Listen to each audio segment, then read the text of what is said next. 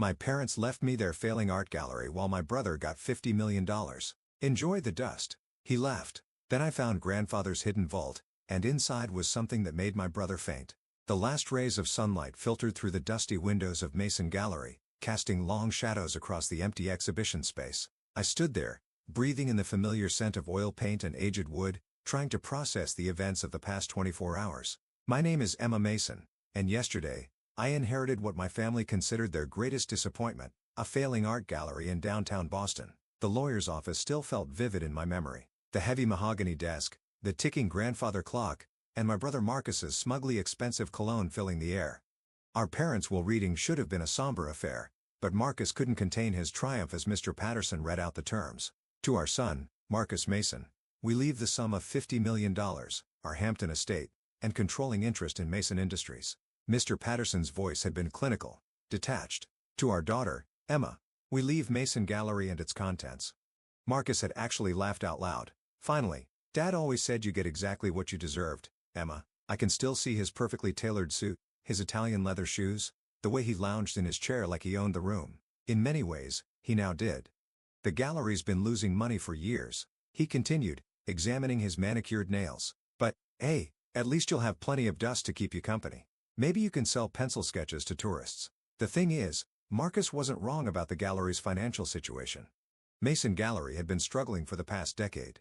What had once been Boston's premier showcase for emerging artists had gradually declined into a barely breaking even operation that most serious collectors ignored. But what Marcus didn't understand, what my parents never understood, was that I had always seen something in this place that they missed. I grew up in these halls, spending countless afternoons with my grandfather, Theodore Mason, the gallery's founder. While my parents were busy grooming Marcus for the family business, and my mother was planning his path to an MBA, Grandpa Theo taught me about art. Real art, not just the price tags and investment potential that my parents fixated on, but the soul behind each piece. Emma, my dear, he would say, his eyes twinkling behind wire-rimmed glasses. Remember that true value isn't always visible at first glance. Sometimes the greatest treasures hide in plain sight, waiting for the right person to discover them. Those words echoed in my mind now as I walked through the gallery's main hall. The space was beautiful even in its current state. Soaring ceilings, classic crown molding, and huge windows that, when clean, could flood the room with natural light. But years of minimal maintenance had taken their toll. The hardwood floors needed refinishing. The walls cried out for fresh paint, and half the track lighting had burned out. I reached the back office, my footsteps echoing in the silence. This had been my grandfather's sanctuary, though my parents had eventually converted it into a stereo storage space. Filing cabinets lined the walls, and a layer of dust covered everything. But underneath it all, I could still feel Grandpa Theo's presence. Running my fingers along his old desk, now relegated to a corner and piled with boxes, I remembered the stories he used to tell me about the gallery's early days. How he built it from nothing in the 1960s, turning it into a haven for artists who would later become legends. There were whispers that he had amassed an incredible private collection over the years, but after his death 15 years ago, nothing extraordinary was ever found. My parents had searched, of course. They spent months combing through the gallery, convinced that Grandpa Theo had hidden away masterpieces worth millions. They hired experts, brought in appraisers, even had the walls scanned for hidden spaces. They found nothing but the gallery's regular inventory, decent pieces, but nothing that would make headlines. Eventually, they gave up. The gallery became an afterthought, a tax write-off. They kept running out of some lingering sense of obligation to Grandpa Theo's memory. They focused on Mason Industries instead, grooming Marcus to take over the family's real legacy while I studied art history and worked as a curator at smaller museums. A sudden draft made me shiver, pulling me back to the present. Night had fallen while I was lost in memories, and the gallery felt different in the darkness. The shapes of sculptures threw strange shadows on the walls, and the few paintings still on display seemed to watch me with knowing eyes. I was about to leave when something caught my attention, a slight unevenness in the floorboards near Grandpa Theo's desk that I'd never noticed before. Kneeling down, I ran my hands over the wood. There was definitely something off about the pattern, a subtle irregularity that seemed intentional rather than the result of age. My heart started beating faster as I remembered another of Grandpa Theo's favorite sayings. The best hiding place is one that looks like it's trying to hide something else. I spent the next hour examining every inch of that floor and the surrounding area. Just when I was about to give up, my fingers found it. A tiny lever disguised as a knot in the wood. With trembling hands, I pulled it. The mechanism was so well crafted that it barely made a sound. A small section of the floorboard slid aside, revealing a narrow space underneath. Inside was a leather-bound journal, its pages yellow with age and a single key that looked far older than the gallery itself.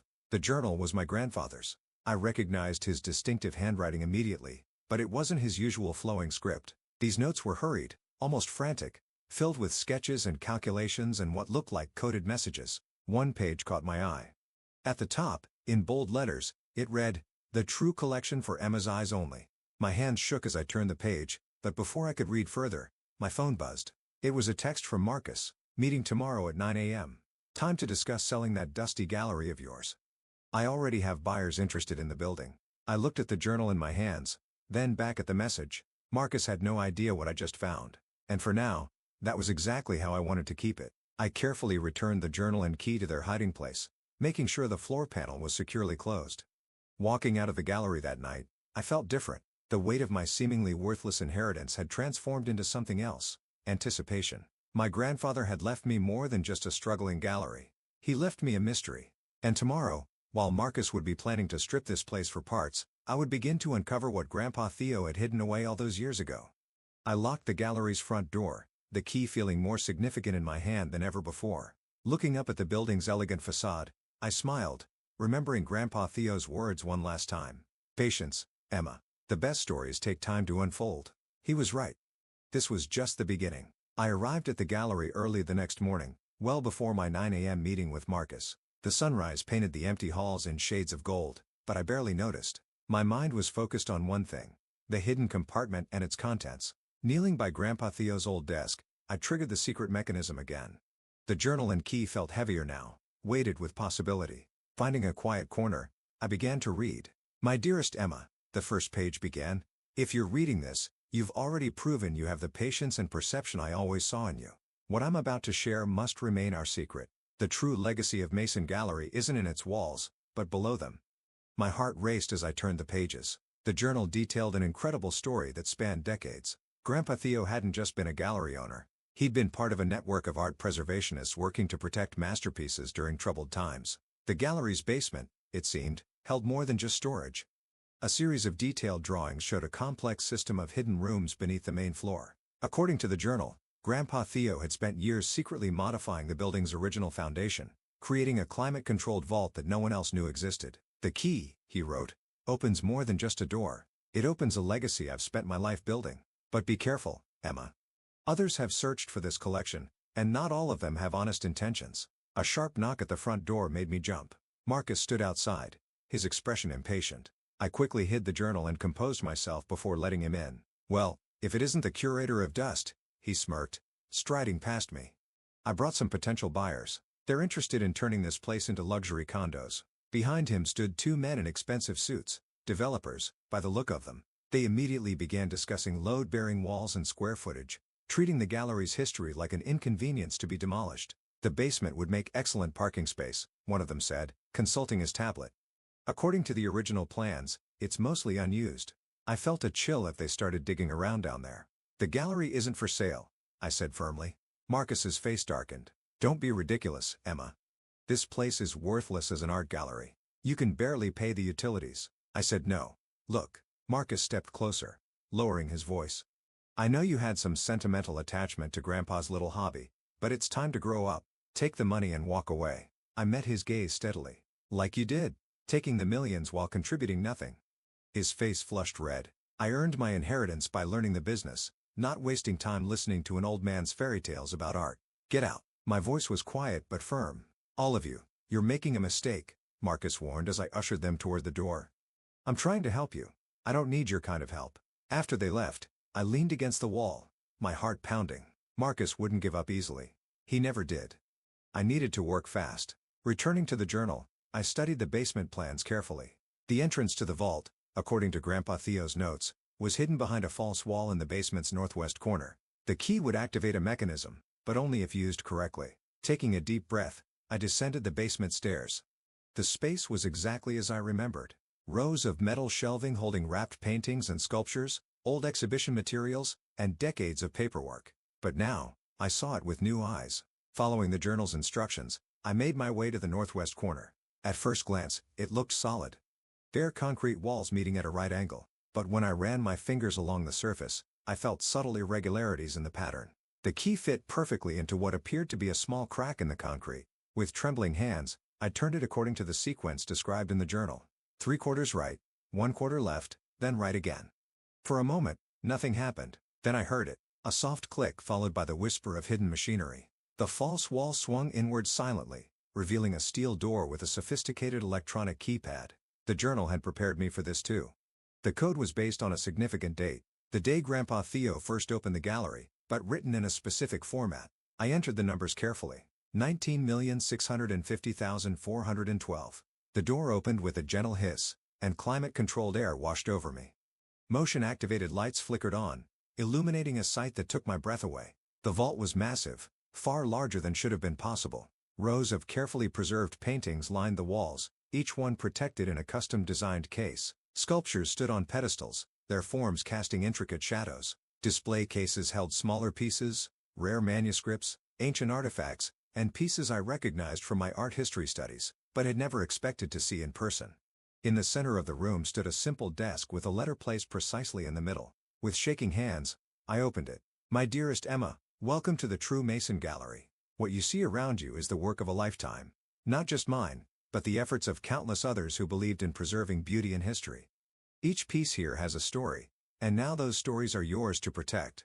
You'll find full documentation for every item in the vault, their provenance, their history, and most importantly, their rightful owners. Some of these pieces were entrusted to me for safekeeping during difficult times. Others were rescued from those who would have destroyed them for profit or politics. This collection isn't meant to be sold or displayed for prestige. It exists to be protected until the right time comes for each piece to return home. I've chosen you for this task because you understand that art isn't about price tags or status. It's about preserving the thread of human creativity that connects us all. In the rear of the vault, you'll find a smaller room. That collection is different. Pieces I acquired legally over the years, carefully authenticated and documented. Those belong to you now to do with as you see fit. They should provide more than enough resources to maintain both the gallery and the vault's mission. Be careful, be patient, and above all, be true to the responsibility you now hold. All my love, Grandpa Theo." I spent hours in the vault examining each piece with wonder.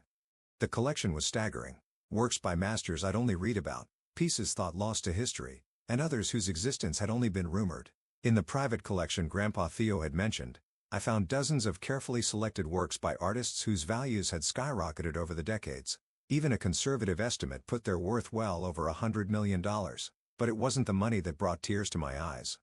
It was the trust my grandfather had placed in me.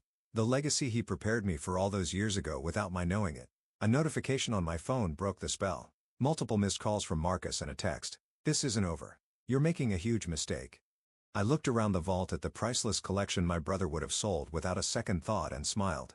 For the first time since inheriting the gallery, I felt completely certain of my path forward.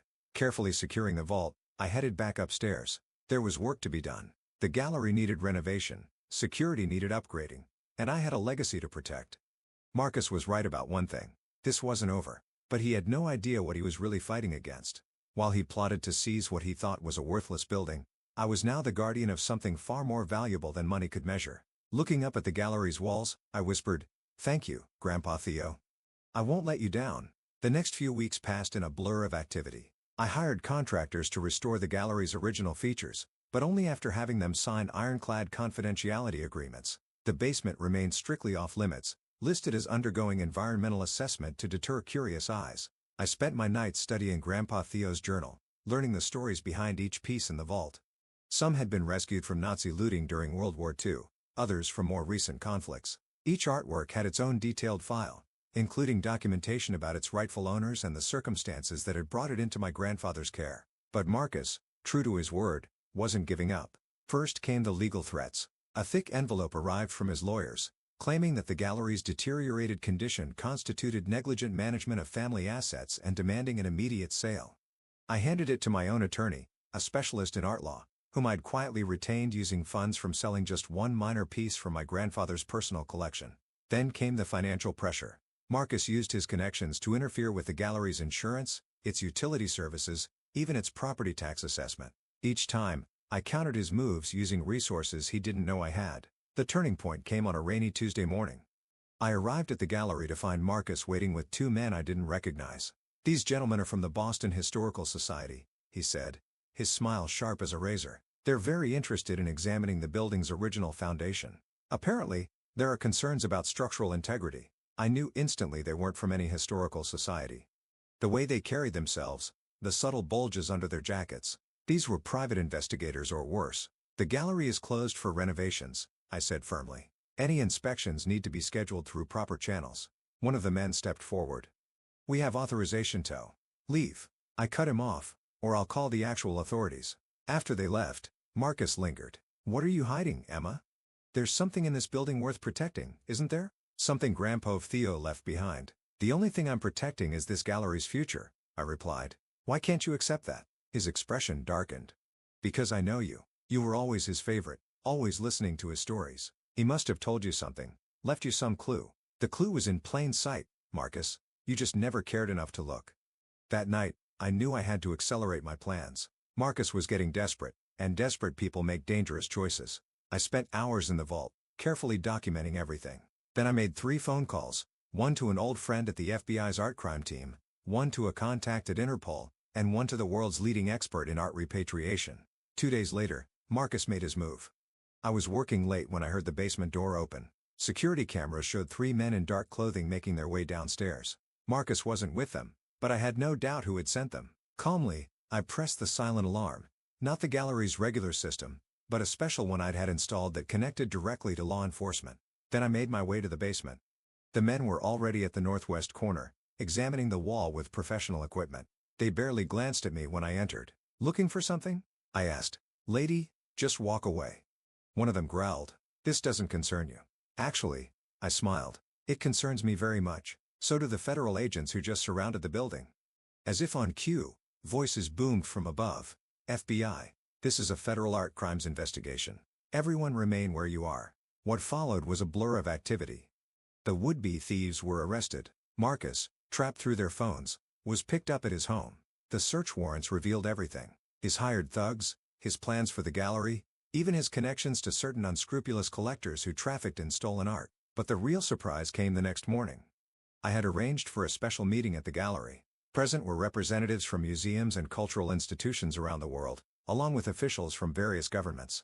Together, we descended into the vault. Their gasps echoed off the walls as the lights revealed the collection. Tears flowed as long-lost masterpieces were rediscovered. Museum directors hugged each other as pieces thought destroyed were found perfectly preserved. I shared everything. Grandpa Theo's documentation, his detailed records, the stories of how each piece had come into his care. Over the next year, we would work together to repatriate every artwork to its rightful place, earning the gallery international recognition, not for what it possessed, but for what it returned. Marcus watched it all unfold from behind bars, his reputation and freedom lost to his own greed. The evidence found in his home had implicated him in other art trafficking schemes, ensuring he'd have plenty of time to reflect on his choices. As for the gallery itself, I used part of Grandpa Theo's personal collection to establish a foundation dedicated to protecting and preserving art during times of conflict. The gallery became a center for education and advocacy, teaching future generations about the importance of cultural heritage. 1 year to the day after discovering the vault, I stood in the newly renovated main hall. The space was filled with light. The original architectural details restored to their former glory. A special exhibition was opening, not of precious masterpieces, but of works by emerging local artists, just as Grandpa Theo had showcased when he first opened the gallery. In my office, once Grandpa Theo's sanctuary, I keep 2 things on my desk. The first is his journal, a reminder of the legacy he entrusted to me. The second is a small news clipping from the day Marcus was sentenced, not out of spite, but as a reminder that true value isn't found in what you can take, but in what you choose to protect. The gallery still bears the Mason name, but it stands for something different now. Not just a family legacy, but a commitment to preserving art for future generations. Every day, as I walk through these halls, I feel Grandpa Theo's presence, and I'd know he would be proud. Sometimes, late in the evening when the gallery is quiet, I think about that moment when I first found the hidden compartment in the floor. How close I came to giving up, to letting Marcus turn this place into just another luxury development. But Grandpa Theo had taught me well. The greatest treasures aren't always visible at first glance, and some things are worth far more than their market value. The vault beneath the gallery is empty now. Its contents return to their rightful homes around the world. But the space remains ready if ever needed again. A secret chamber waiting to protect the next piece of history that needs saving. And sometimes, when young artists visit the gallery, their eyes shining with the same passion I once saw in Grandpa Theo's, I share with them his favorite saying, true value isn't always visible at first glance. Sometimes the greatest treasures hide in plain sight, waiting for the right person to discover them. They never know that I'm not just talking about art. The gallery that everyone thought was worthless turned out to be priceless, not because of what it contained, but because of what it stood for. A legacy of protection, preservation, and the understanding that some things are worth more than all the millions in the world. Marcus may have gotten the money and our parents will, but I got something far more valuable, a purpose, a mission, and the chance to prove that sometimes the best revenge isn't getting even, but doing what's right. The Mason Gallery stands tall in downtown Boston, its windows gleaming in the sunlight. It's no longer the dusty, failing space my brother mocked. It's a beacon of hope, a guardian of culture, and a testament to the fact that true worth often lies far deeper than the surface. And me? I'm no longer just Emma Mason, the disappointment who got the worthless inheritance. I'm the protector of a legacy that spans generations, the keeper of a tradition that values preservation over profit, and the proof that sometimes the best things in life really do come covered in dust if you just know where to look.